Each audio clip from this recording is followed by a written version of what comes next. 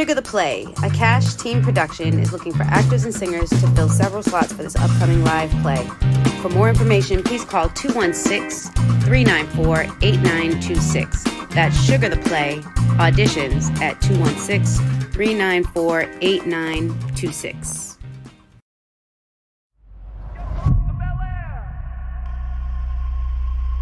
See, for some reason you think this is a game. This is not a game, Will.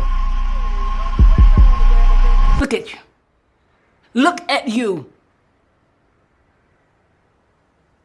The only reason why you're not in jail is because Uncle Phil called in a favor. Take your time. Go deep. Too easy.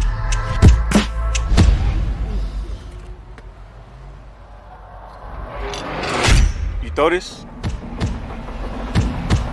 You're stupid.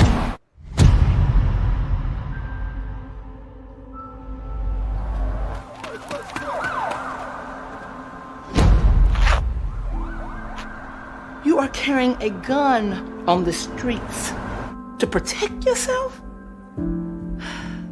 I've done my best, Will. But it's time for a change. You're going to Bel Air to live with your uncle and your auntie. Bel Air, out of all places. This is a second chance, Will.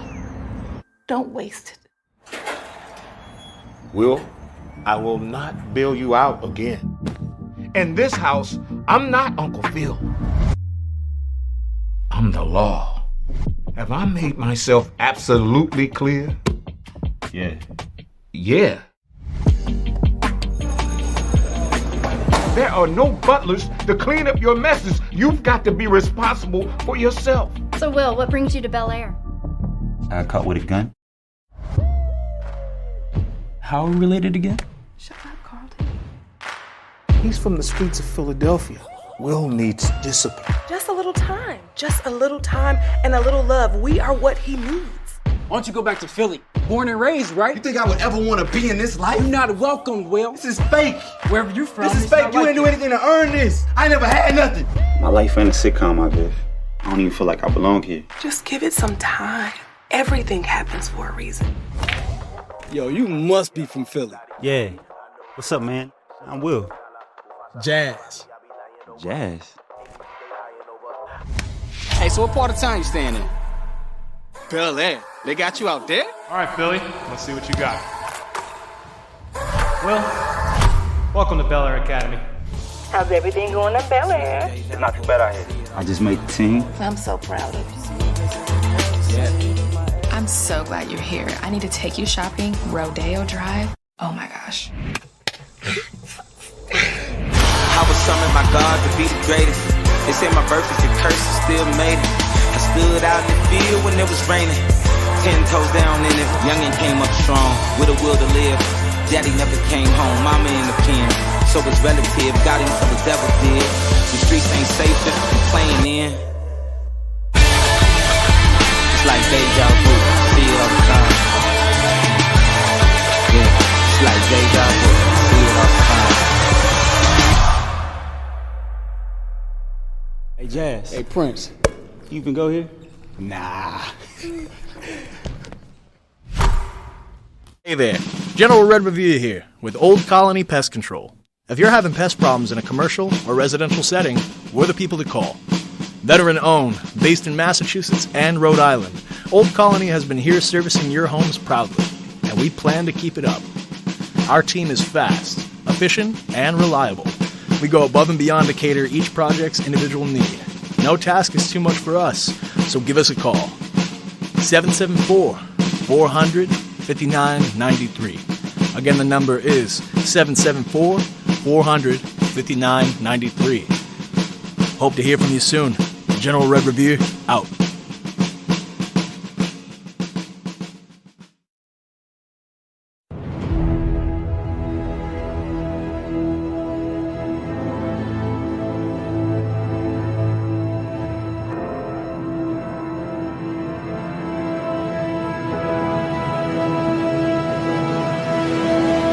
Master Yoda, I am. And listen you must to hoolazoo.com.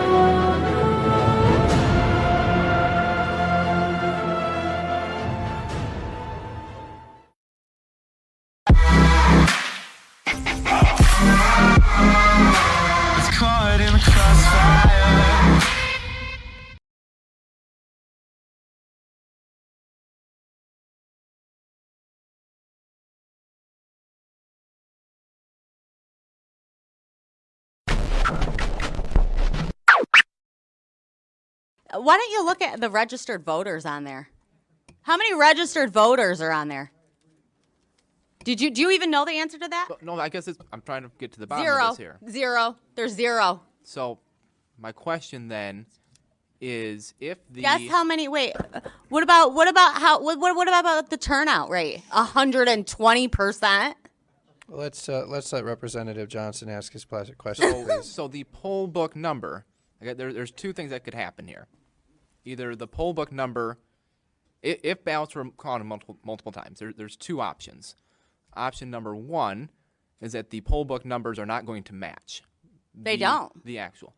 Not by thousands and thousands of votes. That's not what we see right now. Take a look again. Take a look again. Option number two is that they essentially were filling in names of people who didn't vote. Dead people too? So is that? Let's I guess, let is that Representative Johnson ask his question, and then when he's done. I thought that was his answer. Okay. Well, I guess that's my question here is why we're not seeing the poll book off by 30,000 votes. That's not the case. What did you guys do? Take it and do something crazy to it? Man, you come right out of a comic book. I'm just saying the numbers are not off by 30,000 votes. So I know what I saying saw. That they're filling in? I know what I saw, and I signed something saying that if I'm wrong, I can go to prison. Okay. Did you? Why the fuck you lying? Why you always lying? Oh my God! Stop fucking lying! Can you dig it? Can you dig it? Can you dig it?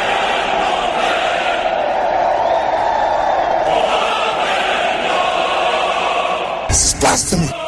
This is madness. This is the booth.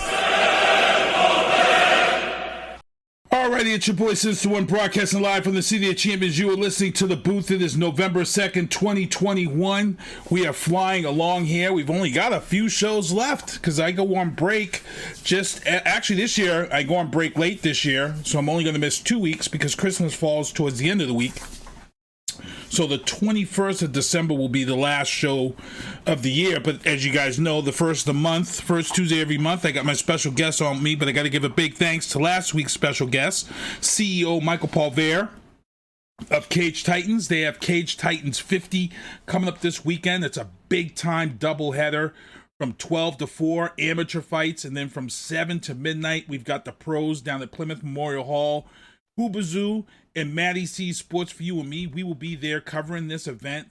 Going to be broadcasting live, interviewing fighters and stuff. It's going to be an all-day festivity, so make sure to tune in. Also, we have Brockton candidate Councilor at Large Michael Nunes was on also, so good luck to him as the elections are going on. As I said, my special guests in the house tonight, Ken Diesel, R-Squared, Attorney Ken Diesenhof, retired Army Colonel and JAG officer Robert Resnick down below. And guys, say hello to everyone. Hello, everyone. Hello, everyone. And we so for you guys who watch this show, there's some things that go on with the booth that's just things that are funny to us that you guys probably wouldn't get, but we have to talk about it every week after, month after month after month, and then prior to that, it was week every week. Ken's always the last minute guy to be here. He's either coming on the show right at 7 o'clock. Tonight, there must be step outside, go on your porches, see if there's a blue moon outside, because Ken Diesel was in the show's chat, ready to go, 6:45. He was actually in here before the Colonel Robert Resnick. He was in here before Mr. Resnick. And we just had to sit here and twiddle our thumbs for 15 minutes because Ken just threw off the whole scheme of things. I can't win. I can't win with you guys. I show up on time, you yell at me. I show up early, you yell at me. There was no winning. You were like women. I swear to God. There's like. So today is election day. Before we get into our show, let me get into our sponsors real quick. Let me back up here. Get into our sponsors, get into our show. Michael Douglas Barreto, MDB Electronics for controllers. You want to get them fixed, send them out 24, 48 hours. You're back to gaming. Also, Viana Marie streaming everywhere, all different outlets everywhere. Pick up her music. Also, Tactical Target Systems. Check out those tactical targets, zombie targets that I use at the range when I go to take some time and cool down. RebelRom.com, that's my cousin's clothing line. And as you guys saw the ad before the show, Old Colony Pest Control, veteran Carl Burnell owns this business. We always want to support our veterans. Check them out, residential and commercial, for your pest control problems. We're heading into fall. You know, a lot of mice and things of that sort are coming into the house to try to get warm. And before we get into the news booth, let's just talk about this real first. You can't see Ken's chest right now, but you can see my chest above my Oscar Mike Radio t-shirt. You can see this sticker that pisses me off. And we're gonna get into this real quick. It pisses me off because today's election day. You got to get out. You got to vote. You got to do your part. I've been voting since I was able to vote. So for me, I feel like that this I voted sticker is like the participation trophy that they give the kids just for playing the sport. You don't accomplish anything. It doesn't mean nothing. But we're going to give you a trophy because you played football for 8 games. You didn't do anything. You could have finished in last place, but we're still going to give you a trophy. That's what I feel like this I voted sticker. Like I see everybody on Facebook and social media sharing their pictures and saying they voted and put their stickers up. You know what? I could care less. It's bullshit as far as I'm concerned. I've been voting since day one. No one's ever really patted me on the back because it's my right. It's my God-given right to vote. People died for this right to vote. So why do we have to give stickers out to make people come and vote? And Ken, we talked about this offhand. Ken says it works. It works. It's one of the things that gets the people to the polls, I would say, I guess. I would let Ken speak on it first. Yeah, absolutely. I'm with you. I first voted in November of 1984. That was my first election. I turned 18 3 weeks before I voted my first election. I voted every single election, federal, state, county, municipal since then. But it's a crying shame. We have one of the lowest voter turnout rates in the world, not just the industrial world, the world. And frankly, as a voter, I am deeply ashamed of that. And if this gets more people to the polls, and I agree with you, I think it's rather stupid that we all have to wear these stickers to say I voted to encourage our fellow citizens to vote. But you know something? When I quote my beloved mother, may her memory be a blessing, I'm sorry the universe isn't being run for your own personal goddamn convenience. Squid, you're very involved down there in Florida. Yeah, I'll tell you, I don't know that I could say anything better or different than what Ken just said. He's exactly right. I have, like the both of you, I have never missed an election since I was of legal age to vote. I registered the day I was eligible, and I haven't missed an election. And that includes having absentee ballots sent to me overseas, which was not always an easy thing to do, but I was never going to miss an election. The one thing that I would add to what Ken said, which is 100% correct, is not only do we have a very low voter turnout, which really is an embarrassment, considering we were the example of democracy for the longest time.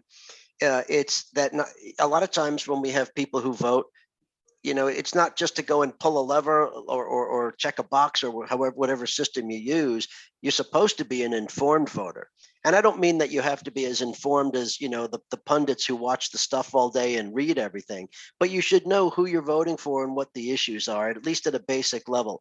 And so not only do we vote in very low numbers, we actually don't do a very good job of being informed when we vote.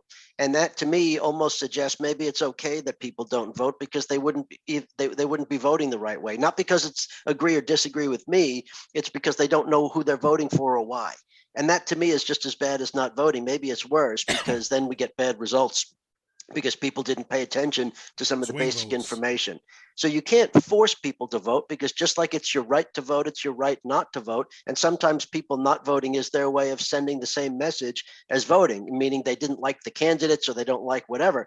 The problem is at the end of the day, whatever your reason for not voting, the person who gets the most votes is going to win. And normally, the way things go with such a low voter turnout, you could have somewhere around 15% of the population picking who serves, because if you have a low voter turnout and you just need 50% of that low voter turnout, that could be 50%, 20%, when we should really be up in voter turnout of a much higher level, where the people who win elections are representative of a greater percentage of the population. It's an awful statistic when you look at it.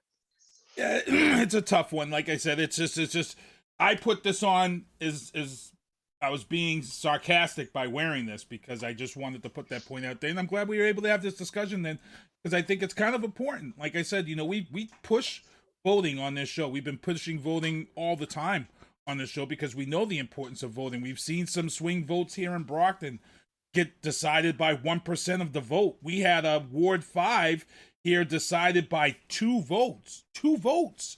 That was Ollie. He lost by 2 votes. So, that was, and I can tell you right now, I know where he lost. He connected himself with a group of people who were pushing a certain agenda, and I'm like, I get it. You want to be pro-black, but when you're in a close race, you may not want to associate yourself and put a post up linking to those people, because now you've made those white people who supported you feel kind of alienated, and that vote's gonna shift back to that other person. So you got to be kind of careful as to who you vote. And like I said, 2 votes for a ward vote, and it's crazy stuff. So let's get into the news booth. These guys are on here today, as they are the first Tuesday of every month. So we've got a lot of heavy legal news, and we've got a lot of heavy Biden bombshells. So I'm going to get into the news booth first, and then I'm going to let Rob talk, because Rob actually just before today put up 2 great posts at the court. I'm going to let him talk about that before we get into the legal booth. So in the news booth, people, here in Brockton, Jayline Barbosa, 9 years old. Here's the story. She saved her entire family from carbon monoxide poisoning. Why? Because she's the smartest person in the house. And I've already had some people in my inbox saying, hey, you're being kind of hard on the parents. No, I'm not. We had a major storm. People lost power. The dad and the mother, they went out, they bought a generator. You put a generator in the house and had the generator running in the house without the proper exhaust, and you almost killed the entire family. If it wasn't for the daughter who noticed her dad passing out, she held up his phone, unlocked the phone with his face because he had his face ID on the phone. She held up the phone to his face, unlocked the phone. She was able to call 911, and the family was able to be taken out of the house. But it's because of parental stupidity. I hate to say it, or ignorance.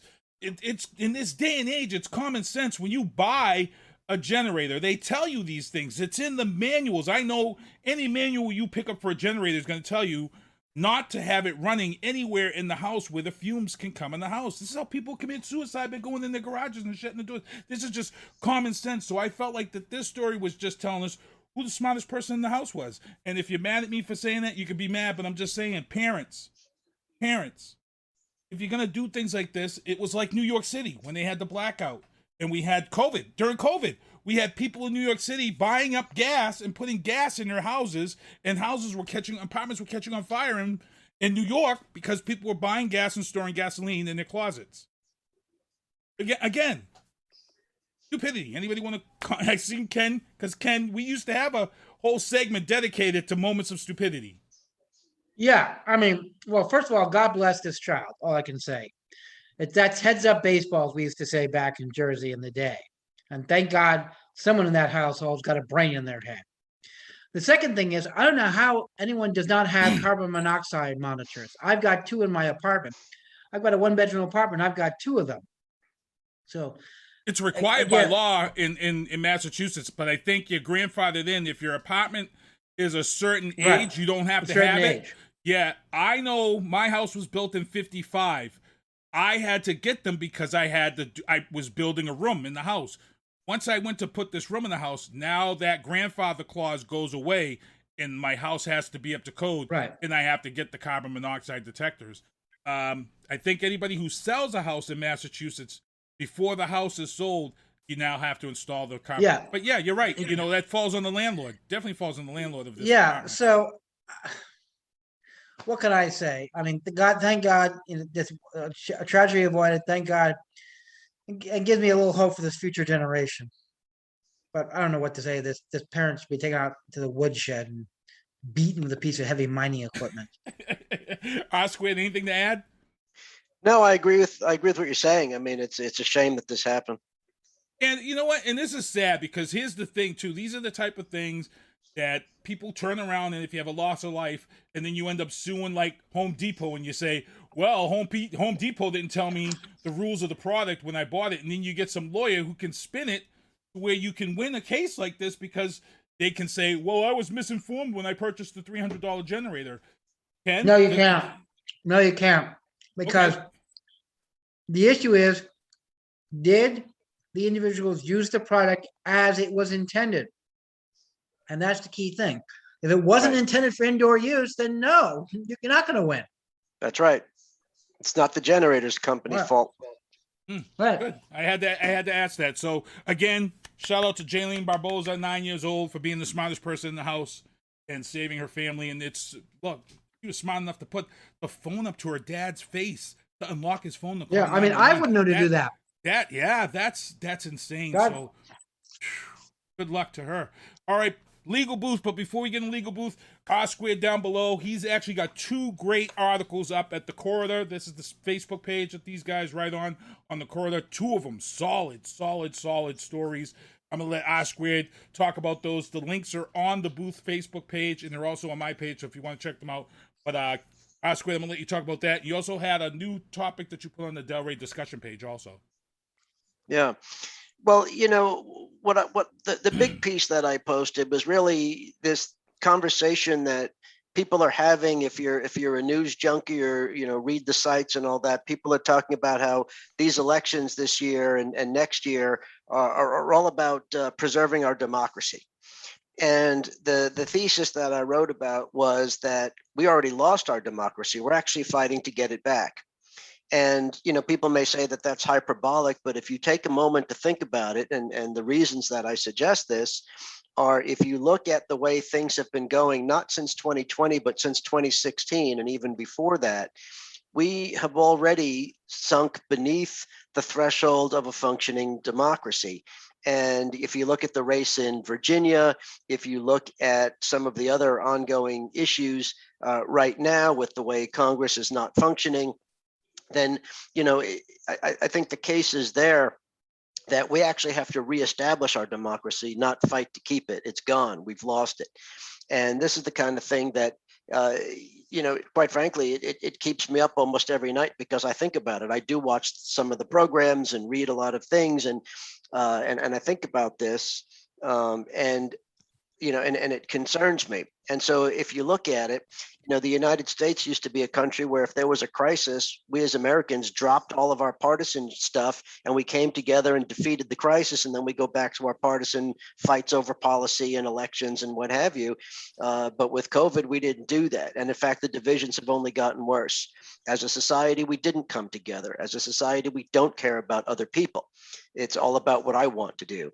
We had false claims of freedom and constitution as an excuse for leaders, you know, to not do the right thing by their people. We had leaders who said, I don't even care about whether my people get sick and die of COVID. I just want to appease my extreme base and weaken the other side by making it look like they don't care about freedom. You know, nothing to do with the pandemic response has anything whatsoever to do with freedom. Now, people can disagree over what was necessary and how to get people vaccinated, or what was necessary and how to keep people safe to prevent the transmission of this disease, but absolutely nothing about it has anything to do with the Constitution or freedom. And those that are pushing that narrative are the ones that don't even appreciate the freedom that we have. You also look at, you know, some of this ongoing, you know, violent clashes that you have. People who, you know, when they're told they're riled up to go to their local town meetings, their school board meetings, and not just to make their voices heard. Of course, you want your voices heard. That's what America is all about. You make your voices heard. This is not about that. This is preventing other people from being heard. This is about using violence and intimidation and coercion, clear illegality. We're talking about people who are committing crimes in the name of, you know, going to their school board meetings, and they don't even have a legitimate point to make. That's a separate issue, perhaps. But, this stuff about critical race theory, first of all, critical race theory is not taught in public schools. It is not an elementary school or U.S. history curriculum. It is a law school issue.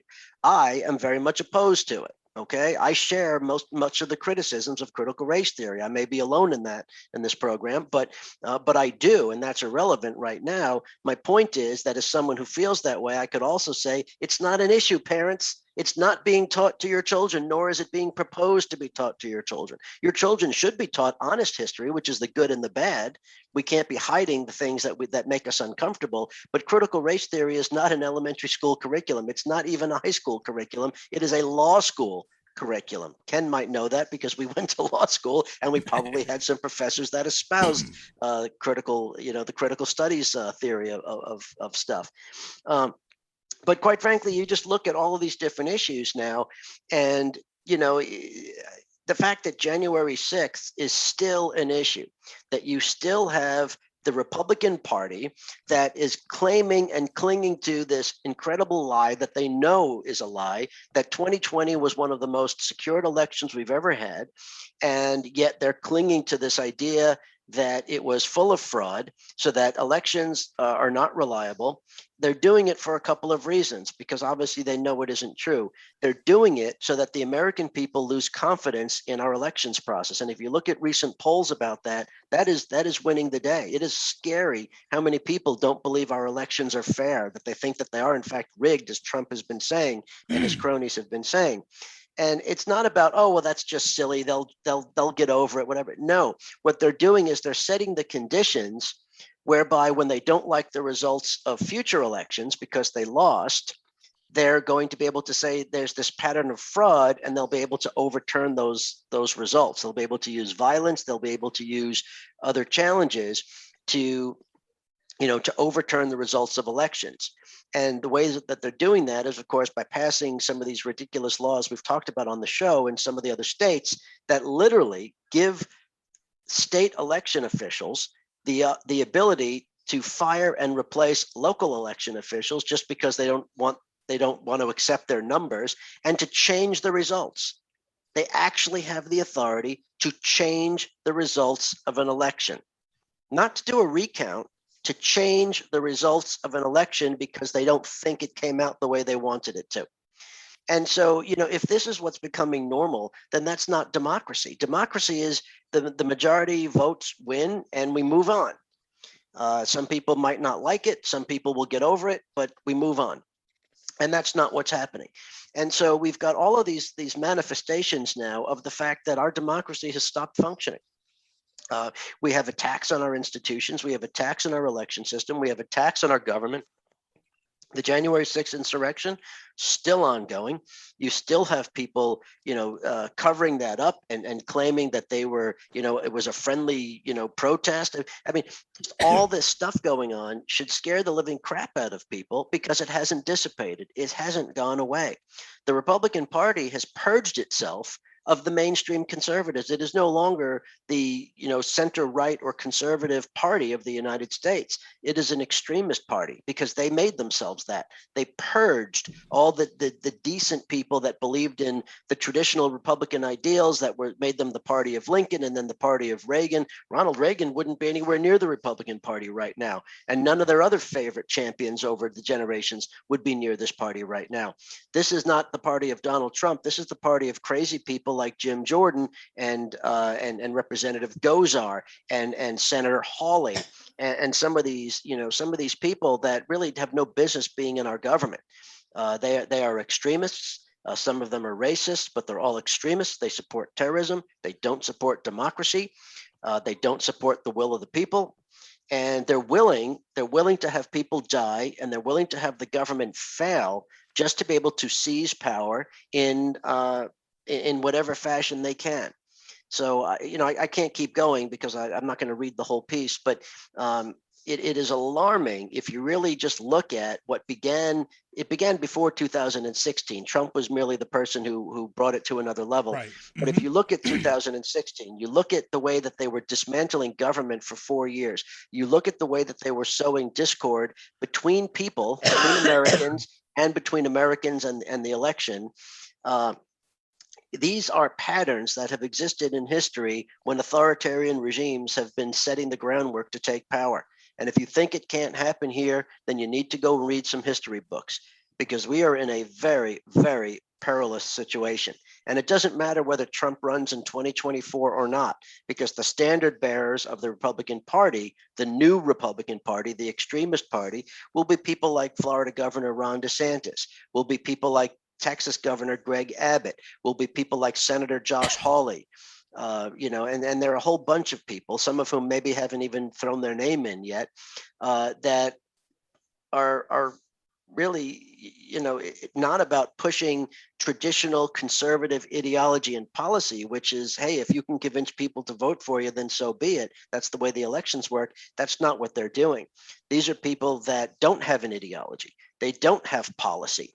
They don't have anything except the opportunity to seize power and impose their will on people, even people that might have formerly been, traditional conservative Republicans. Anything to add to that?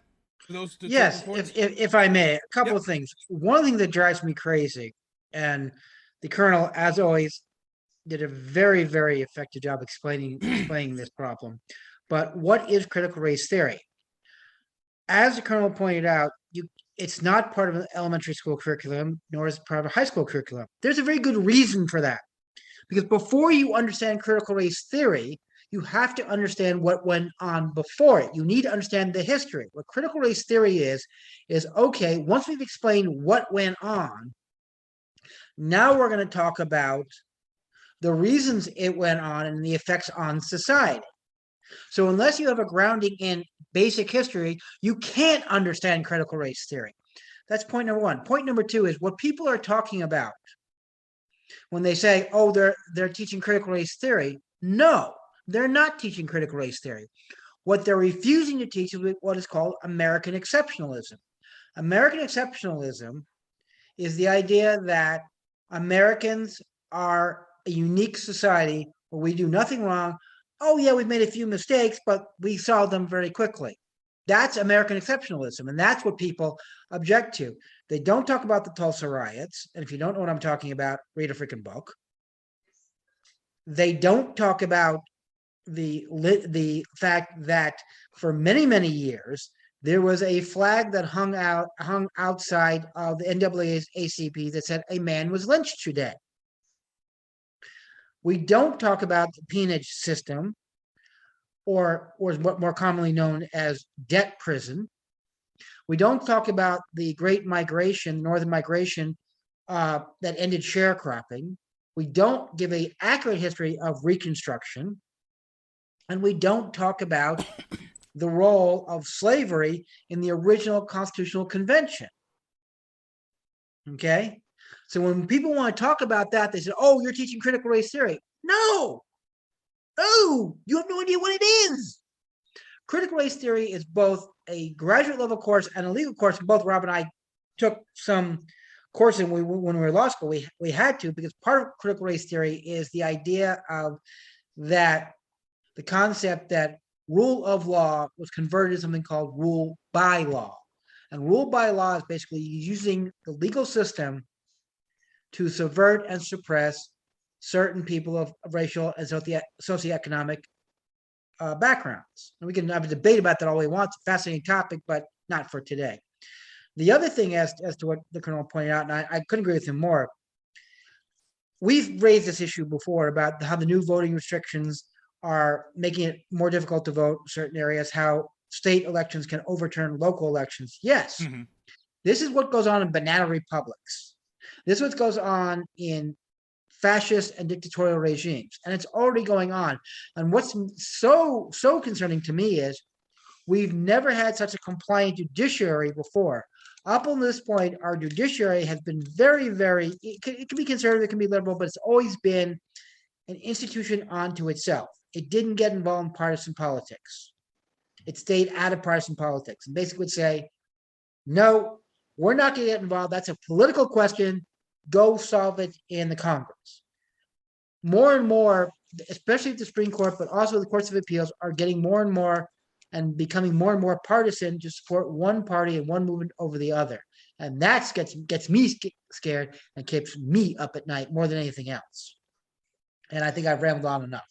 Yeah, no, Ken is exactly right. Those points are good. And the other thing about critical race theory is it has its base in Marxism. Usually when you hear critical studies or something like that, that means it stems from Marxism. Yeah. And so one of the reasons that I don't like critical race theory is not because it asks questions. I think we should ask questions. And the more advanced your education is, the older you are, the more advanced your curriculum, the more questions we ought to be asking about things. And we ought to be honest in our reflections so that we can, the Constitution says in order to form a more perfect union. Well, we're always looking to make our country better. There's nothing wrong with that. That's our founding ideal, that we're going to do that. The problem is, as a Marxist fundamentals that come from critical race theory, is that they're not trying to make our country better. They're trying to undo it. Marxism wants to undo our system. They want to tear it down, and they want to have a revolution to replace it. And so, while that may not be exactly likely, that is not my theory of how we address our historic challenges in this country and how we make ourselves a more perfect union. We do it through our economy. We do it through our politics. We do it through our socialization, but we need to do it. Good stuff. This is why I got these guys on. And like I said, we got a lot of stuff to talk about. So we're going to get into the legal booth. And I thank you. And again, if you guys want to check out what he's talking about, head over to The Corridor on Facebook. Check out The Corridor. Make sure you like the page. Make sure to give him a follow. And he's posting there almost weekly, on a weekly basis. So good stuff from Mr. Robert Resnick over there on The Corridor. Getting into legal booth, I got a question here for Ken. Here in Brockton, George Rhodes was convicted for a second time for the murder of Sabrina McLean. This is a crazy, crazy story. He was caught on camera on Frederick Douglass Way. He was walking with Sabrina. They entered a parking garage where he beat her up and left her for dead. Tow truck company came in and accidentally backed over her body. She died from her injuries. Ooh. So he was convicted years ago of this murder. So the question I have for Ken as a defense attorney, if he was representing this guy, one, how come he's charged with her murder if it can't be proven that the truck isn't what killed her and caused her injuries, number one. And number two, he's already convicted. He's already serving time. How is someone convicted a second time for the same murder that they're already in serving time for? So if you can explain those two, because this story confused the hell out of me. Okay, well, I will answer the second question first. So the short answer to that question is no, you can't be convicted a second time after you've been convicted. What happened was his murder conviction was overturned on appeal. Oh, well, so you're familiar with this case because this yes, is. I'm very familiar with this case. Okay, all right, cool. And I won't get into the reasons. They're very, very technical about jury selection, about impromptu use of racially based challenges, and some of the things that they did in their closing, which they can't get away with today. So the reason to get back to your first question is it's very simple.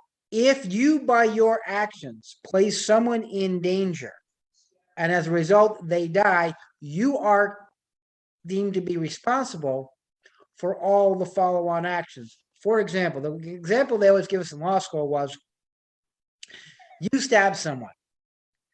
They are put in an ambulance and taken in the ambulance. On the way to the hospital, the ambulance is hit by a car. The ambulance rolls over and kills the person in the ambulance.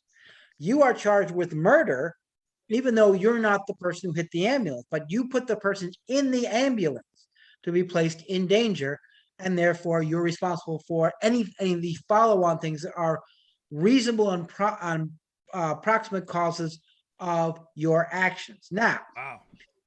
I'm not so sure that a reasonable and proximal cause of action is a result of someone getting run over by a tow truck in a parking garage. That may be pushing it. But however, the argument that prosecutors made was, look, if she wasn't bleeding out on the street in a parking garage where people aren't expected to be laying down the street, this tow truck would never have been there, would never have run her over. So that's the argument. If this guy had called 911, if he had put her in his car and tried to take her to the hospital, or even he dragged her away from the street and put her on the sidewalk, then they could say, no, it wasn't foreseeable that this person would have been killed. But leaving someone to die in the middle of a garage at night, yeah, it's foreseeable they're going to be hit by a vehicle. And that's the theory of the case.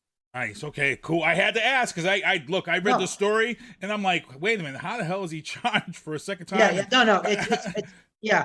No, it's a very interesting case. It's interesting for other reasons, which are hyper-technical. Right. Something you and Rob could talk about it. Right. Yeah. I'd be completely but left it's probably going to get appealed again for other reasons. Okay. Dave Haggerty, what's going on in the chat? Deanna Marie, John Mueller, my aunt Beverly Hayes, Terry Joyce Link, Solomon Clark, what's going on, guys? All you guys in the chat hanging out with the booth. Moving on into the news booth. If you guys haven't been following the story of Julius Jones was scheduled to be executed. And at the last minute, they were able to extend this time, and now they're fighting to try to look for clemency. R Squared has been really following this story. He's been keeping up on them. He's been posting on it. I'm going to let R Squared touch base on this story if you guys are not familiar with the case of Julius Jones' execution. I believe it was in Texas, correct? Oklahoma. Okay. Go ahead. I'll let you speak on that. Yeah, it's interesting. Last week or so, there was some hope because the 10th Circuit put a stay on the execution to resolve some of the profound legal issues surrounding it, but then the Supreme Court overturned that. And so his execution is back on schedule for, I believe it's next week sometime. Mm-hmm. Now, he did have a hearing this week in Oklahoma where if he were to be successful, then that would obviously stop it. But the problem is the Oklahoma system has ignored all of the significant legal issues that have been raised about his trial. And this is a trial that goes back to the 1990s. Julius Jones was a teenager that had some minor issues, nothing worse than petty thefts, nothing that was serious or violence.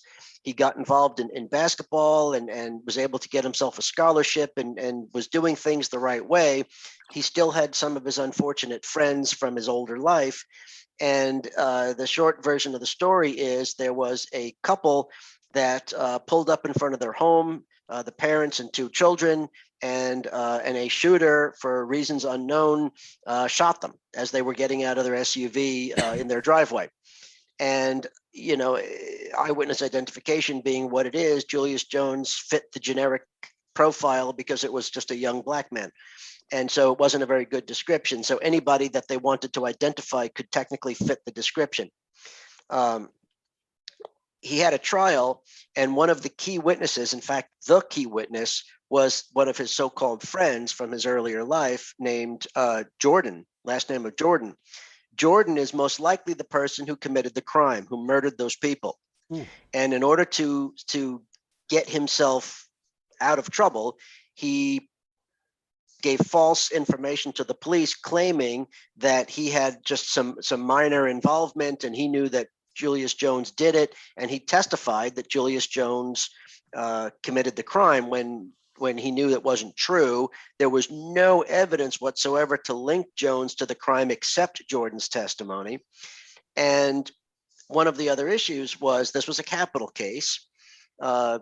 And this was a particular jurisdiction outside of Oklahoma City where you had a district attorney that, let's just say, had some extremist tendencies.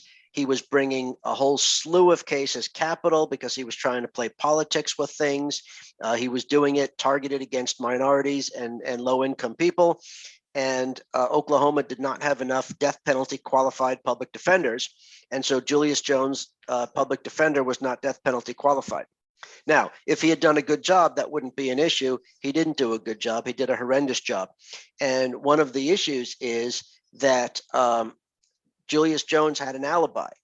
He was supposedly home with his family, his sister and his parents, playing board games and eating dinner. And his family would have all testified to that, but his attorney did not call them as witnesses in his trial to present that testimony.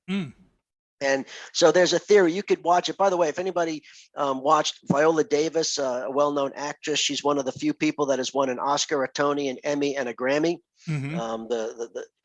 And she produced a show on ABC a couple of years ago. It was a summer replacement show. It's not a drama. It was an actual documentary where they took a look at 4 controversial cases. And they don't tell you what the right answer is. They just spend about 3 or 4 episodes per case interviewing law enforcement, the prosecution, the defense, the witnesses, the defendant, everybody that they can get their hands on, who just tells their version of things. What did they see? What did they remember? What happened at trial?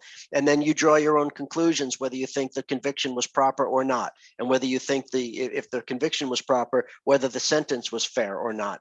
And this was the second case they did. It's called The Last Defense, the show, and this is the second case they did. So it should have been like week 4 of the program. And it was just kind of interesting. And so the defense attorney didn't call the alibi witnesses because he thought that there was some problem with that. And obviously, in hindsight, it's a capital case. You got to put on something. They put on no defense other than I didn't do it, which is not going to work. And they obviously didn't do a very good job discrediting Jordan, where there may actually be evidence that links him to the case. And obviously, he had a huge motive to lie and all of that. Other problems with the case were that when they were doing the jury voir dire, the jury selection process, you had the jury who was sitting in the back room waiting to begin the trial. And first of all, it was an all-white jury, so that's a problem. Not that, again, it shouldn't matter what people's race or any demographic category is. If you do your job as a juror, then it shouldn't matter what anybody's race or religion or gender or anything else is. But historically, we know that wasn't the case, and it wasn't the case in this particular Oklahoma community where an all-white jury had it in for Julius Jones. And we know that because years later, some of the jurors came forward finally and said that several members of the jury, about half the jury, was making extreme racial comments using inappropriate language, which word that would be, saying that no matter what happens, he's going to be convicted and sentenced to death, that in fact, they shouldn't even give him a trial. They should take him out behind the building and just lynch him, stuff like that. Now, when a jury speaks that way, in a heartbeat, they should be excused and a new trial should be granted. And so you've got significant problems with the conduct of the jury, the conduct of the defense, and there were several other things, all of which have been the basis of Julius Jones appeals up and down the Oklahoma legal system, and nobody has granted it. At a minimum, that these issues should have resulted in a new hearing. There should have been a new trial, because these are the type of problems in a case that you cannot allow to stand. And you certainly can't execute somebody based on this. I'm not a crusader against the death penalty. Ken and I have talked about this. I don't have strong feelings for or against. I don't try to convince people to support or oppose it. I simply believe that any part of our criminal justice system has to be made to work properly and fairly in accordance with the Constitution and due process and the way that we would expect it to as Americans. And so this is a case that is the epitome of everything that could go wrong in a serious trial, including certainly a death penalty case. And it is an absolute travesty that you're talking 30 years later, almost 30 years later, that not a single court, having seen these serious legal flaws in the case, has chosen to give him relief of any kind. There hasn't been a single hearing. He's had clemency opportunities, but those go on deaf ears. Those don't, Ken could tell you, those don't really work very well. There's not a high success rate because that's, somebody's been convicted and sentenced. You're not normally going to overturn that. But these appeals should have been granted. And when they got to the federal system, they were also ignored. And recently, when I saw that the 10th Circuit, which is the U.S. Court of Appeals for the 10th Circuit, which is not a liberal circuit, that's a conservative circuit. You don't get a lot of relief. The 10th Circuit stayed the execution because they said, oh, wow, there are some issues here. We can't let this go forward. And then the U.S. Supreme Court said, nah, it's okay. We're not going to stay the execution. He has to handle this in Oklahoma. And so the U.S. Supreme Court did a terrible thing. And so this case is for people who are interested in the death penalty, regardless of what side you happen to fall on in that debate, this is the case that it needs to be at the forefront of the discussion right now. Because if this is the type of case that's allowed to stand, then we're out of business. There's no validity to our system, especially our death penalty system. Now, this is limited to the state of Oklahoma. It's an Oklahoma case, but obviously there are some other states that have similar issues, right? Right, Texas right. has some issues. Not every state, practices what they preach as far as due process and fairness and what have you. And this particular case has so many issues that the fact that this, he's not a young man anymore, but he was in his early 20s at the time of his trial. There's no way that this person should be executed with so many legitimate questions. It's a travesty of justice, no matter how you define it. Ken, anything you want to quickly add to that? Yes, very briefly. Rob once again did an excellent job. But this, while it's the poster child for problems with death penalty cases, it's hardly unique. Mm-hmm. There are a number of cases that are just like this. In fact, there's a case in Texas that went up to the Supreme Court a number of times, where one of the famous lines from the case was, one of the writing from the majority of the Texas Supreme Court said that mere evidence of actual innocence is no reason to overturn a murder conviction and stop an execution. So other than that, I'll leave it at that. We can talk about death penalty another day. So people, you want to make sure that if you're interested in this, just all you have to do is Google Julius Jones. And if you want to make sure you're following this case, and as I said, R-Square's been writing about this stuff all over the place, and I'm pretty sure he'll give some type of update on his site. Check out the Corridor, keep an eye on that, and we'll see what goes on with that story and try to update everybody from time to time. Jury selection has begun in the Kyle Rittenhouse trial. This has been a movie within itself from day one. This has been crazy. I had actually hit these guys up in the group chat because the judge had made some comments, and I was like, why are people all upset at these comments that the judge is making? And I'll let these guys answer. What had happened was that the people who were killed by Kyle Rittenhouse during these Kenosha shootings, if you guys remember, during COVID, and these riots, where I felt the police department should take some blame in this, because they gave this young kid the power. We seen the cops talking with him. We seen the cops kind of telling him what the plan was going to be and the exit strategy, and it was kind of a military thing. There was National Guard there talking to this kid, and I feel like that they should own some of this responsibility in these two deaths too. I think that was negligence on their part, but that's a whole nother story. That's a whole nother case. Kyle Rittenhouse did kill two people with his firearm, an AR-15, if I'm not mistaken. And the judge of this case had come out and said that he didn't want these people who were killed referred to as victims, and I forget what the other word he said could not be used. And he felt like that by using the word victim, and I forget what the other word was that he said he didn't want them to use, it can sway the jury. So let's start with that first. And then I guess there's some issues now with jury selection, because what you just talked about before this whole story, we're hearing that there are people that are being allowed to be part of the jury that are right out now and saying that, well, he's a hero. And realistically, when you're doing jury selection, somebody comes up and says he's a hero, hey, that should disqualify you. So let's talk about these two things that are going on, because this is crazy. We knew that this one was going to be insane. I'm going to let Ken start first on this one. Okay, well, first of all, the judge made two rulings. One, he wasn't allowed to call the people who actually were shot as called victims, and I happen to agree with that. That's not a surprising thing. You don't refer to the people actually getting injured as victims, because that means there's actually a crime committed, and you haven't proven that yet. So the judge was right about that. Okay. What I had a problem with is the judge says he would allow the people who were shot to be referred to as rioters and people breaking the law. He was wrong about that. No, for the same reason you don't call people being shot victims, you don't call the people. You can't use the defense as, you can't call them rioters. So I think he was wrong about that. Okay. This judge is crazy. He should be removed. He's made some very poor rulings. He's basically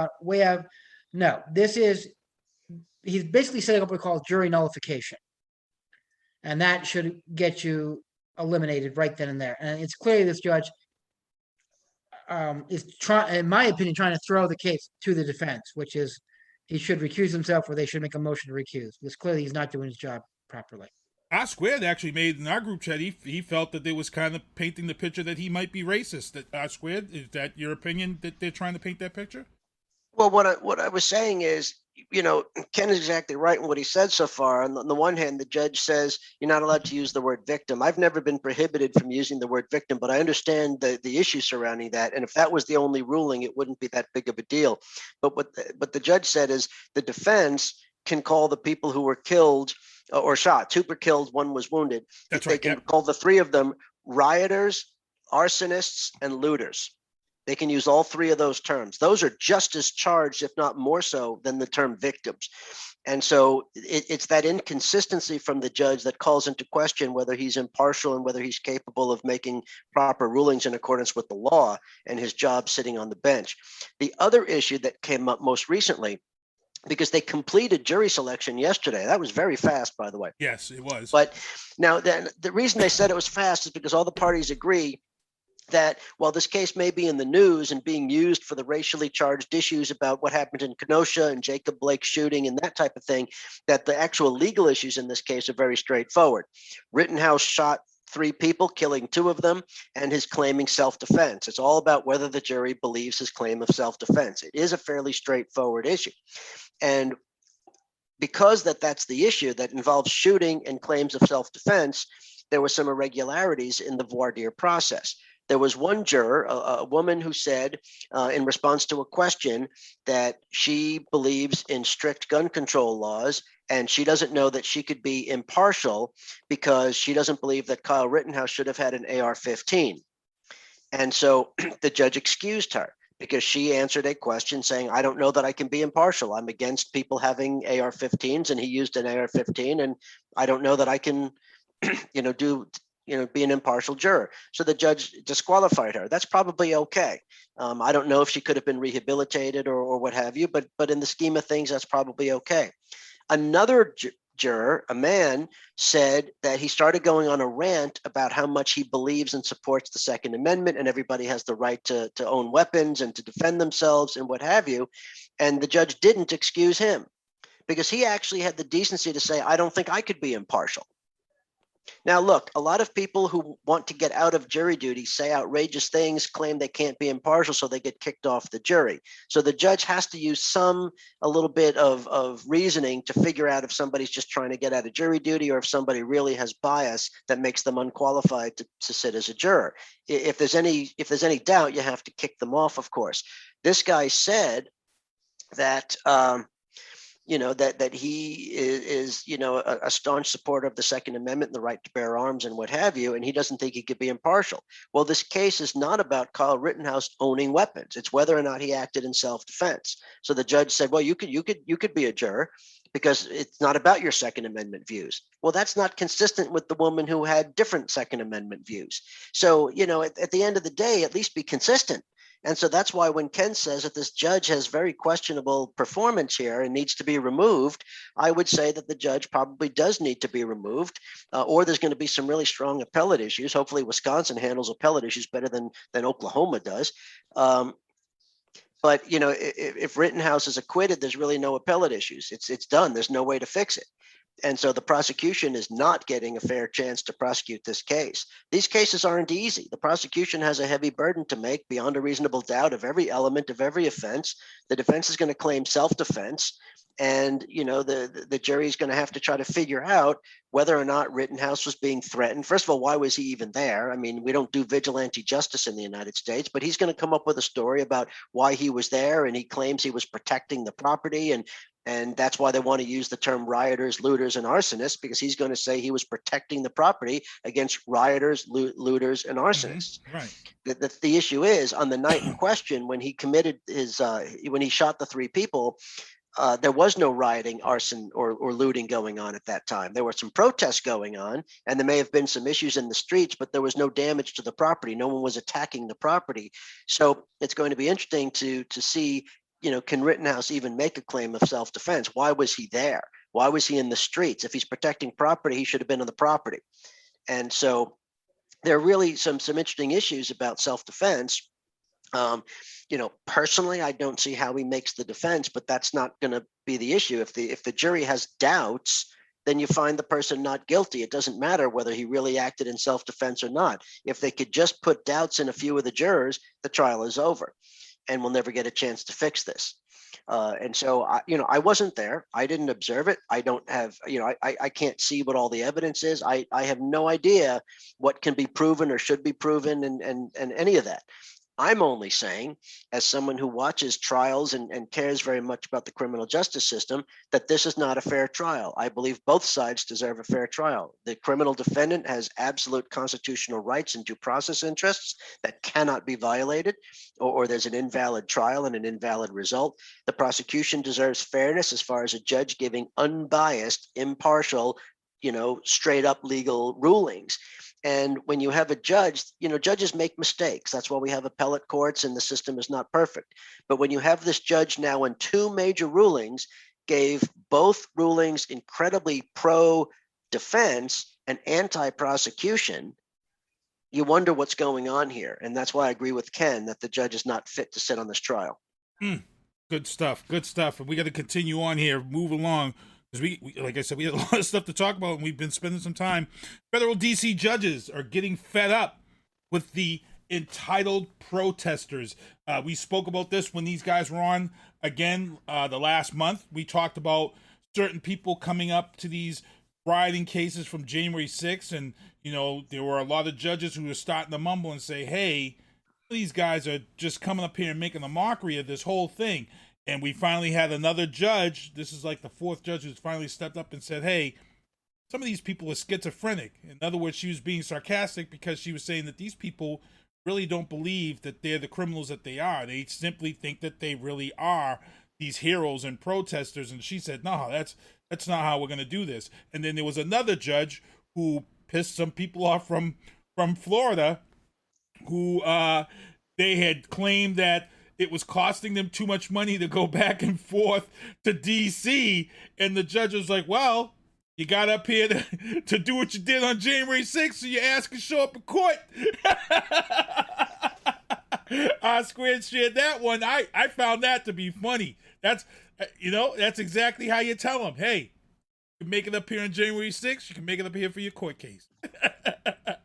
I love it. I love it. So I'll let you guys, we've already touched base on this one quite a bit, but anything you guys want to add to this, that the fact that even though we have some judges stepping up, there are some judges who are still allowing some of these people to slip through the cracks. Anybody want to touch base on that real quick? Yeah, very simply. I think this goes right into what R Square said before about the fact we've lost our democracy and about how the Republican Party has become the home of the right-wing nuts. That's the problem. These people actually think they're above the law. And now they're getting a rude awakening saying they're not. They're being treated like the criminals they are. I frankly think that they're being treated too nicely. I think none of them should have been released. I think they should have been pretrial detention.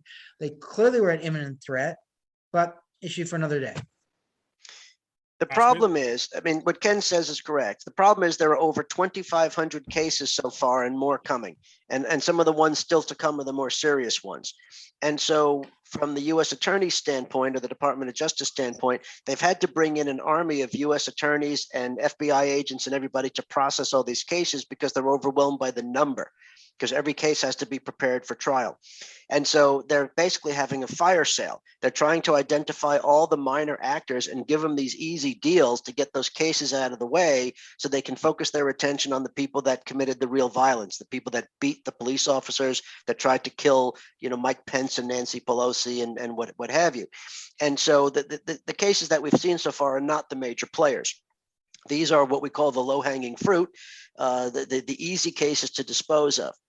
The problem is that because these cases have visibility, you're getting people being offered deals or results of their guilty pleas that may not even be going to jail at all, or maybe going to jail for a very small amount of time and a very small fine. The punishments don't appear to be very severe at all. And, Ken knows the reason that we punish people after conviction is to deter them from committing other crimes, to deter other people from committing crimes, to punish them for what they did do, to protect society. There are all these different reasons. And so the results of these trials don't appear to have any deterrent factor. They don't appear to be protecting society. And if anything, it only encourages these folks. And what some of the judges have been talking about, this is what I think you're saying, Keith, is you have people that are going into court and they're pleading guilty, saying that they're guilty to have these, sweet little deals, and they tell the judge, "Oh, I'm so sorry, I got caught up in the moment. I realized what I did was wrong. Please, please, please have mercy." The problem is they're going home or they're posting on their social media, "Oh, I'm so proud of what I did. I would do it all over again. I fooled the court," whatever it is. And so the judge is saying, we're not going to give these deals if these people really don't believe what they're saying. They can't come into court and lie and say that, oh, they're so sorry. They're only sorry because they're standing in the courtroom. They're not really sorry. They don't believe they did anything wrong. The problem is if we were to then have, fully contested trials for all these folks, this will take 30 years. And it's not reasonable to do that, and it's not justice to do that. So, on the one hand, we have no choice but to get rid of these lower cases, even at insignificant sentences. But on the other hand, I think it's causing some harm. I think you guys are both right in what you've been saying, and I agree with what these judges have been saying in their criticism, that we've got to do a little bit better job in the balance, because these folks are dangerous people, and the fact that they get nothing but a slap on the wrist means they're going to do it again.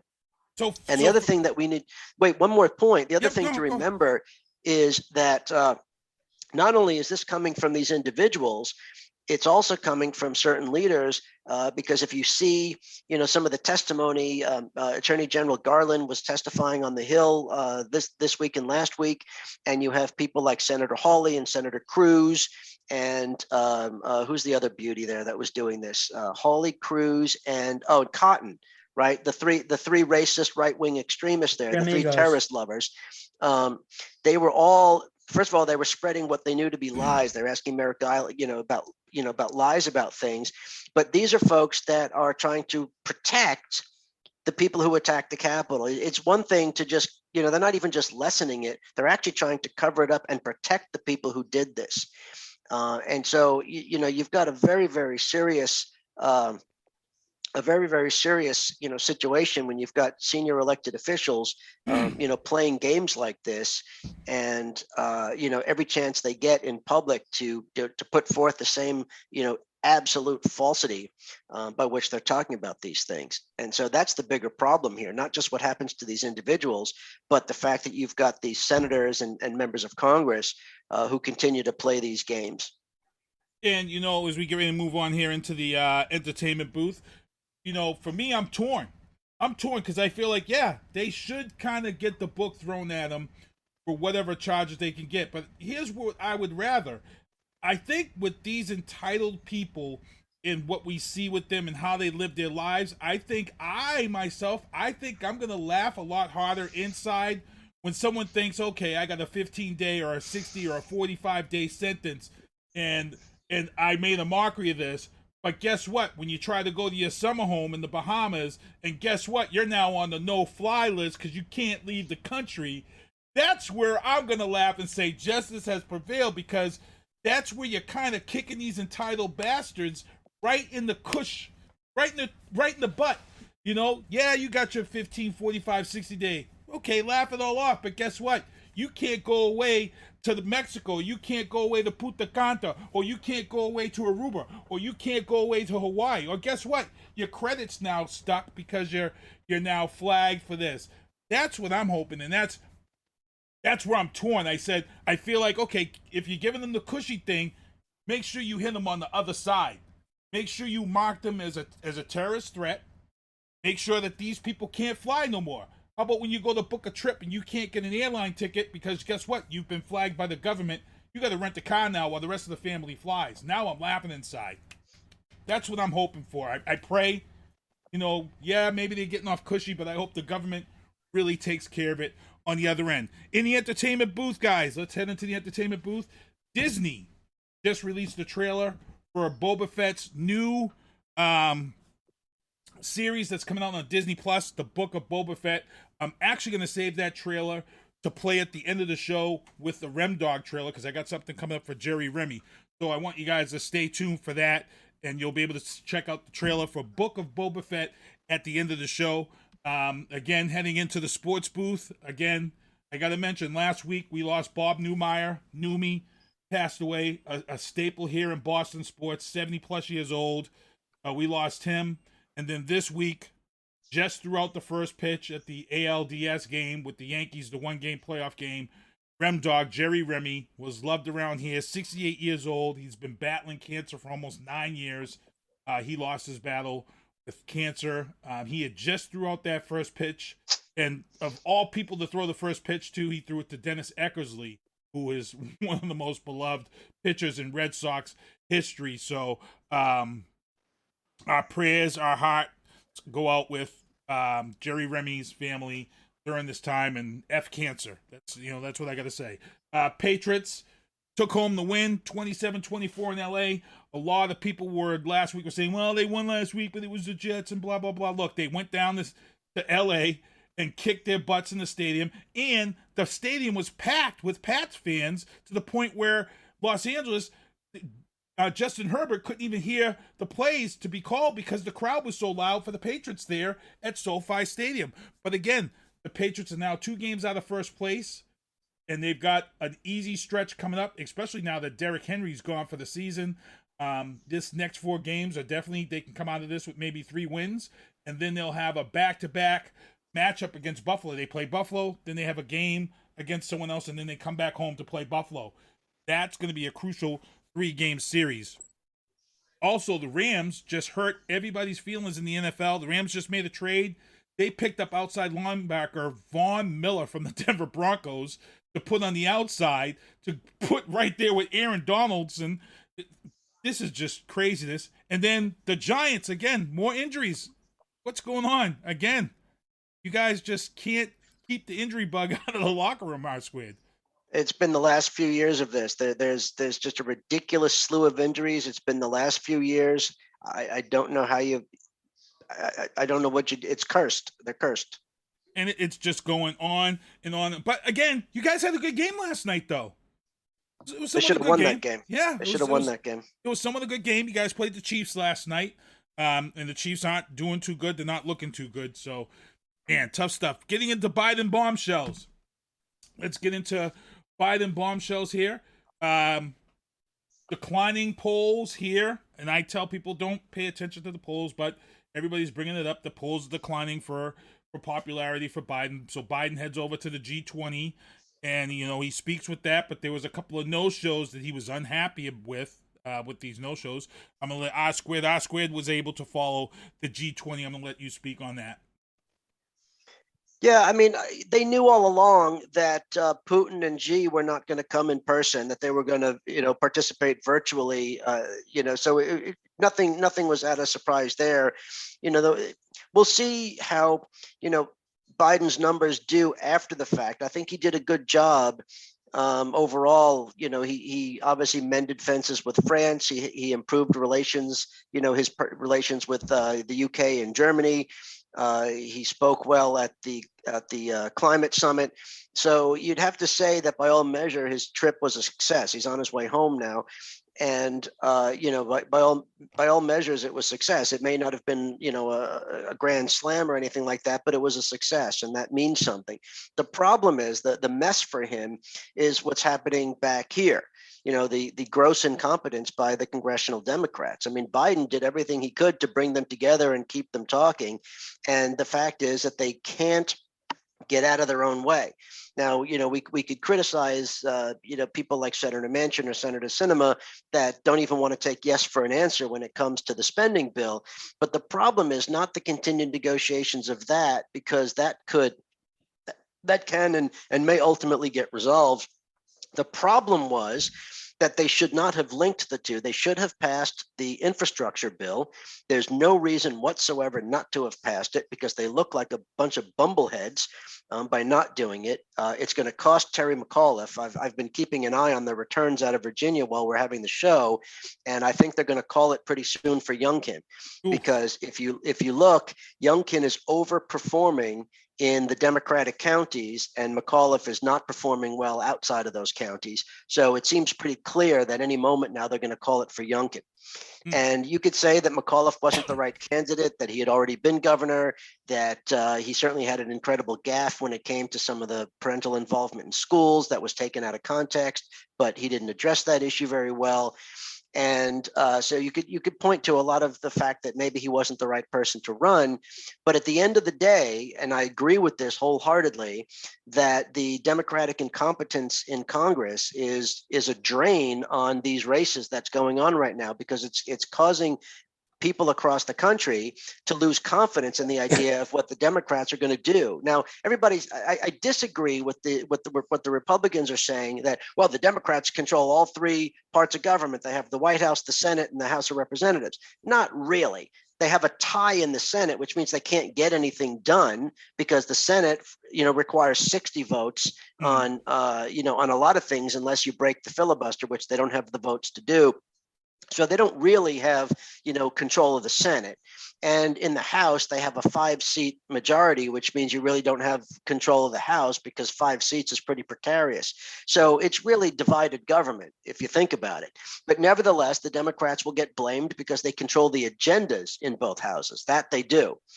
And there were plenty of votes for the infrastructure bill. It was something we've needed for decades. It would have been a huge win for President Biden, for congressional Democrats, and for the nation. And it was so important and so popular that they even got Republicans to back it, right. At least enough. And now that the House Democrats won't even let it come for a vote, and they're threatening to vote against it because they want to vote for the other thing with it or first. And the problem is they're willing to take nothing if they don't get both. And that's malpractice, because so when you look at the struggles right now, and if you look at, I think Governor Murphy will be reelected in New Jersey, but it won't be as easy as it should have been. And that's not a done deal. And you've got all kinds of repercussions on some of these other races. And it sets the Democrats up as with incredible weakness in the lack of confidence, lack of public perception going into next year's midterms. Now, Ken is absolutely right. Don't worry about the polls saying now. Polls are going to go up and down, and all kinds of things are going to happen between now and the midterms, that this conversation will be incredibly moot and irrelevant by the time we get there a year from now. Nevertheless, the last thing you want is to have so much bad impressions of the American people right now, because it's avoidable. It was all avoidable. They needed to pass infrastructure and then work on the other thing and other things that they're doing. There are multiple things that they haven't been able to get to a vote, and it makes it look like they're completely incompetent. Most people don't understand the way that the Senate works, where you need 60 votes. Most people don't understand how the House works. And so at the end of the day, Democrats are getting blamed because they're not getting these things done. And it's a shame. That this was my other piece on the corridor that you alluded to. So I'm going a little bit beyond your question to address it. No, not really. No, not really. And I'm not going to call out anybody by name, because there are all kinds of people standing up for what they believe. And I don't criticize people for standing up to what they believe, but everybody, every Democrat supports the infrastructure bill. It's not like there's opposition to it. They're holding it hostage because they want to link it to another bill. And I understand that sometimes you got to do some horse trading in Congress, but at the end of the day, what's that expression? They're cutting off their nose to spite their face. They're going to not just lose both bills, they're going to suffer. This is my prediction, and I said it on my piece on the corridor. They're going to suffer a bigger shellacking than President Obama lost in his first midterm in 2010. This is going to be a loss of epic proportions that's going to take multiple election cycles for them to come back from it, and it was mostly avoidable. Ken, anything to add to that? Because that is, yeah, he pretty much covered two of the topics coming up. Yeah, I agree with 99% of things that Rob said. I do not think the shellacking is going to be bad as Obama. I think right now the country is so evenly divided. I think there's going to be a shift in both the Senate and the House, but I don't think it's going to be the big shellacking it is. I think people are pissed off the Democrats because they promised that we would get things done. And I'm sorry, the Republicans have done everything humanly possible, short of throwing a bomb in the Senate and House chambers, to prevent this bill from going forward. And they deserve as much blame as Democrats. And I think people are going to see that.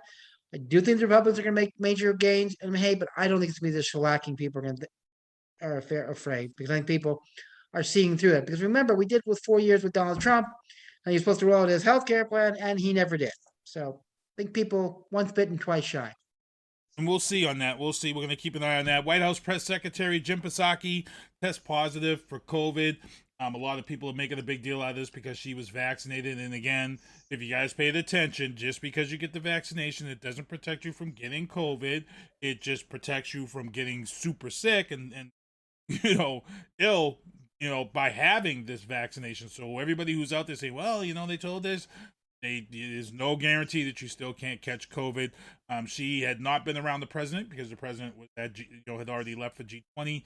So we'll see and what's going to happen with her. And there were a lot of people saying that she was out of this job and she was leaving after 4 months, and she's not. She's been doing a great job, and I love it. I think she's handling everybody correctly. At this time during Trump's thing, we had already went through 3 press secretaries. We had went through already 3. So I don't know, real quick, you guys, how do you think Jen's been doing at her job as White House press secretary? R-Squared, you've been watching a lot of this stuff during the day, so I'll ask you that first. I think that what I like most, I do think she's doing a competent job. I mean, it's a difficult thing because you're not there speaking for yourself. You're there representing the administration's views. And most of the time, somebody who is appointed to that job obviously has political agreement where they can effectively communicate that. But there may be some things that they're, regardless of who's president and who's press secretary, there are going to be some challenging moments. I think she's doing a pretty good job of serving as press secretary and of answering a lot of very difficult questions that are being thrown at her. What I think is most notable is, if you remember, Trump doesn't like being asked questions. He loves playing with the reporters at those little gatherings where he can walk around and play with them, but they didn't have any press conferences, remember. They did away with the daily press briefing because he didn't want anybody, he didn't want the media having access to anybody and even asking questions. Obviously, he can control what the answers were because you tell your press conference, but he still didn't even want that. So the best thing about Jennifer Psaki and this administration is at least they've gone back to the pretty much daily press briefing. The press, they're all gathered there in the White House briefing room. They can ask any questions they want, and she doesn't shy away from them. And so every answer may not be perfect, but I'm not the one who evaluates her answers. That's the president. And I'm just glad that they're back to some kind of normalcy with that. And so that's why I think she's a success. Yeah, she doesn't put up with any crap. I know Fox tried to test her right out the gate, and she let that was a silly question the other day. Oh, man, yeah. They've been trying to test her for a while. Ken, real quick, your job. I agree with what Rob said. I have nothing to add. Rob hit it right on the head. Nice. Now these next 2 topics that we actually just already blew through them. We were talking about Election Day. All eyes on that Virginia governor race. McCauley and Youngkin. R-Squared, as you see, looks up from time to time. He's been keeping an eye on this race. He just pretty much said that he feels that they're going to be calling it for Youngkin anytime now. So that was one of our topics. Also, Ken and R-Squared just broke down this topic of Manchin wanting time to look over Biden's Build Back Better bill. Jesus Christ, it's like a tongue twister. Biden's Build Back Better bill. So we talked about that, so we can kind of move on. But I got something down here for Ken as he headed over the G20. Actually, it's for R-Squared. Florida's Governor DeSantis, man, rips Biden over the proposed $450K over the illegal immigrants this weekend as he headed out to the G20. And your thoughts on this, and then I'll let Ken talk on this because Ken, he's got his experience out there in immigration training. So I'll let you speak first, being from Florida. I'll just say this: it's completely dishonest, and DeSantis is, as dishonest as they get because he's just playing politics. He's willing to let Floridians die of COVID just to play politics, to try to beef up his role with the extremist base, the racist base, to try to run for president. He better keep his eyes on Florida because I think right now he's going to have a tough re-election here next year. But the issue is, this, by the way, this is why I'm so agitated about congressional Democrats, because they're making it harder for us in places like Florida, where we actually have a chance to defeat DeSantis and Rubio because they're both vulnerable. They're both doing a terrible job in office, and we've got very strong challengers going up against them. And it's like, having to, to fight with one hand tied behind your back because of all the incompetence that, they're going to say, well, why would you elect Democrats? They can't get anything done. But anyway, I don't want to go backwards to that. I'm just saying it's making our job harder in Florida. And this is empowering people like DeSantis to keep playing those games because they're growing stronger from this. Now, when it comes to the immigration issue, what DeSantis said is completely disingenuous. The Biden administration, as did the Obama administration, is not having an open borders policy. They are continuing to deport people that came into the United States without doing it properly at the checkpoint with the proper paperwork. If you're here without the proper documentation, you can get deported. And so the issue is here in Florida, we have such a huge Haitian immigrant population, and the fact that a large number of Haitians was recently deported because they're the ones who have been coming in large numbers. Many of them have come in violation of immigration laws, and so they've been deported in decent numbers. And so DeSantis and others are exploiting that to try to get the Haitian vote. And so that's been proven to be somewhat effective because the Haitian community is sort of distancing itself from its traditional support of the Democratic Party. So at a minimum, they're neutral, and the Republicans are hoping they can get them to stay neutral or maybe even start voting Republican because it's all about self-interest. It's all about the idea that they can, that somehow they'll be allowed in under the Republicans. Remember, it's the Republicans that said zero immigration. No immigrants whatsoever, no people of color whatsoever. That's the Republican immigration plan. So I don't see why the Haitians would have any faith in what the Republicans want to do to include Governor DeSantis.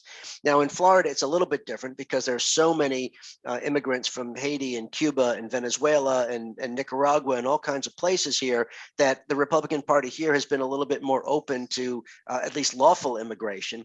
And then this is where DeSantis is getting disingenuous then, because Biden is technically trying to do the right thing. The border is a shambles. I know that. It's one of those weak spots for the administration, and they need to do a much better job. But what they're trying to do is not open borders, and it's not letting everybody in. They're trying to maintain a system where people have to come in properly in accordance with the rules. So, right now it's an ugly situation, but DeSantis has no basis to criticize because they're far better than anything he would do, and certainly better than anything Trump was doing. Ken, anything to add to that? Yes, very simply. The problem with our immigration system is we have an 18th century immigration system trying to solve a 21st century problem. Yep.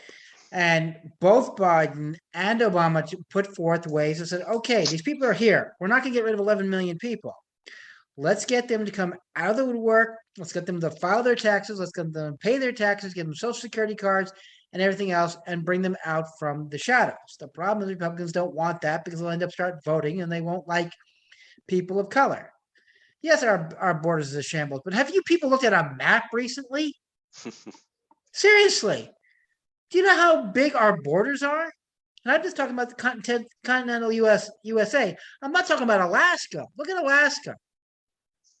Because if these people, I always say these people had half a freaking brain, they would go to take a boat to Alaska, get into Alaska, and then fly from Alaska to the United States, because once you're in Alaska, you don't need a passport, in case you haven't noticed. And it's funny because I had this argument with someone who was talking about immigrants, illegal immigrants, and they were saying they hurt this country. They take stuff from us. And I says, really? I says, because I'll tell you something, and I'll tell you how it hurts this country even more, and I bet you it costs this country more.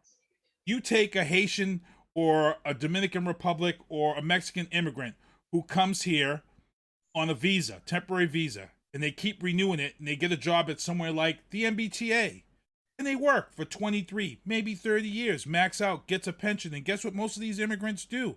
They cancel their visas, they go back to their country, and they take their American pensions and all that money back with them to the DR or Haiti or Puerto Rico or wherever. Who's really doing more damage to the American financial infrastructure? The illegal immigrant who's coming over and taking a $5, $7 job that nobody wants, or someone who comes here, works there 23, 30 years, and takes all that pension money that you're expecting to stay here in America and takes it back to their third world country. And a lot of people, when I say that to them, they have no answer for it, because they know it's, if you had to add it all up, that's the person who's really hurting our financial status. Anybody? Yeah, but again, you're using logic, and this is not an issue that can be dealt with logically with these people. It's all emotional. Look, you know how many times I've heard the argument, oh, these illegal immigrants are stealing our jobs. Well, first of all, they can't be illegal if they're an immigrant, because immigrant means you have legal status. Number two, what job are they taking that you wanted? Working at a hotel, cleaning dirty, soiled sheets. or doing the agricultural jobs, or cleaning toilets, or landscaping, or what? Is there some brain storage job that some non-U.S. citizen took that you were going to qualify for? No, you don't have the education for high-end jobs, so shut the freak up. It's crazy. Good stuff, guys. Let's get ready to get out of here. It's almost 8:30. Matty C's Sports for You and Me is coming up. He's got Peter Barrett, Slippy Peter Barrett's on his show tonight, who's fighting this weekend. I'll be DJing November 20th, Operation Hope, PTSD. The beanies are sold out, so I got to thank everybody who purchased and got themselves a beanie, as you guys can see here. Also, check out the shows Oscar Mike Radio, Matty C's Sports for You and Me, Happy Hour with Lito, Talk Back with Gloria Shea, and She Talks Football podcast, which has been added to that, so I've got to get that up there. And again, this weekend, Cage Titans 50, Hoobazoo, Matty C, and me will be down there at Plymouth Memorial Hall covering this event on Saturday. It's a doubleheader. Make sure to check it out if you missed last week's show. CEO Michael Polvere was on the show. Also, again, November 20th, Operation Hope, to raise funds for PTSD and veterans. I'll be DJing this event. $22 is the entry fee. It goes to a good cause. And that's it, guys. We're going to get ready to get out of here. I'm going to let these guys say goodbyes. And then what I'm going to do is I'm going to show you guys that trailer that I promised for the new Boba Fett TV show. If you watched Disney Plus and watched the Star Wars Mandalorian, you saw a teaser for this. But this is the actual official trailer. And then after that, I got my little tribute to Rem Dawg throwing out that first pitch at the Yankees game. I think this is the best thing to show to pay our respects. I'm going to let Ken Diesel go first. You want to say your goodbyes? All right, I want to say goodbye and thank you to all of our listeners and viewers, all 12 of them. Everybody out there, be safe, be well, be informed. Squid? Yeah, it has never been more important in our country's history to pay attention to what's going on, to make yourself informed, to use credible information, and to not allow this nonsense to continue. It is critical right now. It is not a joke. And if we want to come back from this, it's going to take everybody of all political persuasions, everybody but the extremists, to come together. So I ask, I beg that everybody comes together for the next couple of years and defeat this common enemy. And it's, again, guys, thank you for coming on. Our next show with these guys would be December 7th. Are you guys all good with that? We locked down for December 7th, first Tuesday of the month.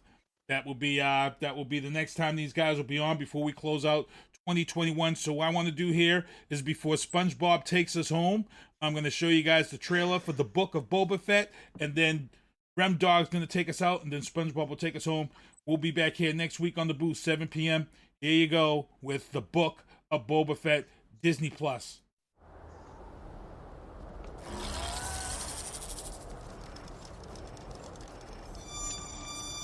I am not a bounty hunter.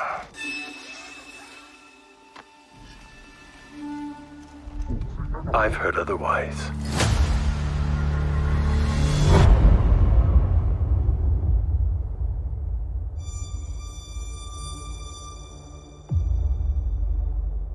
I know that you sit on the throne of your former employer.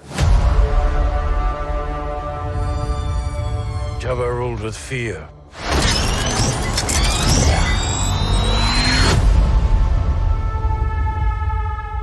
I intend to rule with respect.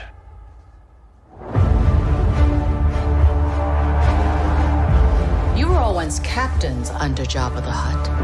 I'm here to make a proposal that's mutually beneficial.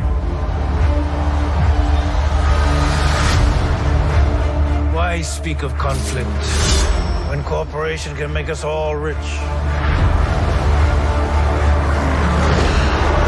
What prevents us all from killing you and taking what we want?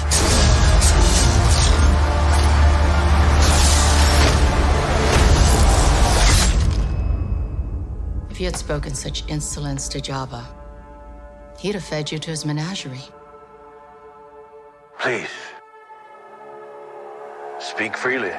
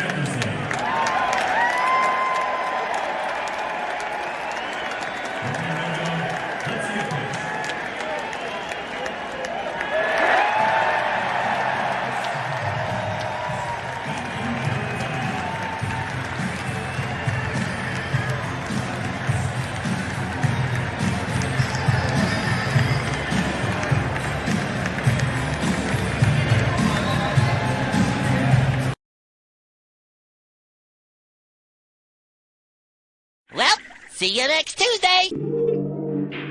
Thank you for listening to The Booth on Hoobazoo and HatcherRadio.com. Please follow the Facebook page and subscribe to the podcast at Apple Podcast, iHeartRadio, and Spotify.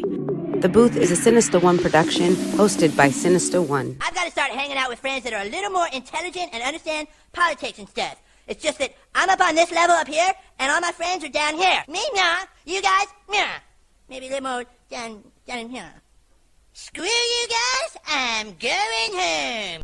I smoke, I drink, I do my thing. These bitches hating, so you know I got to make it plain. Don't do cocaine with your chick, my main. We stick together, true forever, yeah, you know we bang. I miss those days, which was easy. If only I made it, bitch, don't repeat. Now that I done upgraded, I've been upstate, but y'all think I'm playing. And I got a hit now for these weak assholes who think I ain't slaying.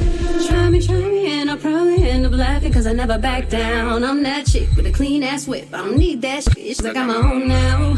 I get hurt, I get tired of fussing, fighting, guess I gotta crack down. Don't mess with me, cause on everything, I'ma have to bring the whole city out.